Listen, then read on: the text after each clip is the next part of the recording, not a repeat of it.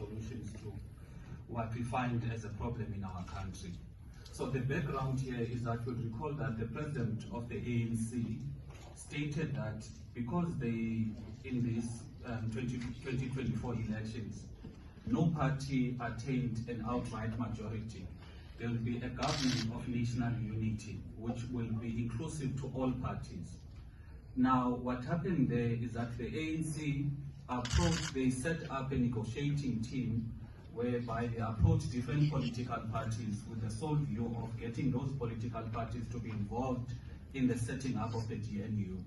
However, the impression that has been created to the citizens is that the GNU is something that is inclusive to all 18 political parties that are represented in Parliament.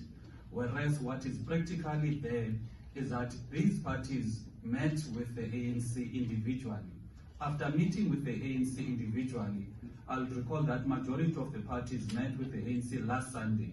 There was an indication that they are going to send a document that gives guidelines as to the GNU, the principles, the minimum program, and the modalities regarding how the GNU is going to operate.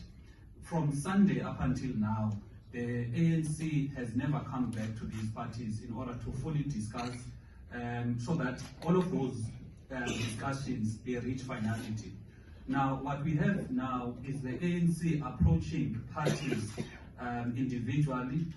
Now, they've created an impression to the citizens that they want everyone, all parties to be involved.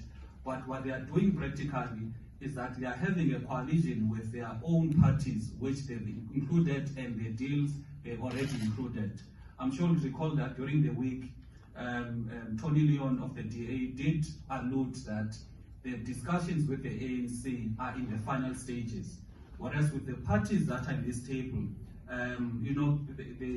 they are not even in the final stages because they were not included in terms of bringing those documents that are basically the guidelines as to what are the modalities of the GNU. So we thought as these parties, let us come speak to the nation, advise the nation that the ANC is misleading the nation when it's saying it is a GNU. It is not a government of national unity, because if it's a government of national unity, all parties would have been equally consulted, there would have been equal understanding to all of the parties. What we see is that it is a coalition with certain parties, but under the disguise of a GNU, and the other parties which do not agree with some of the program or some of the suggestions by the ANC have been excluded.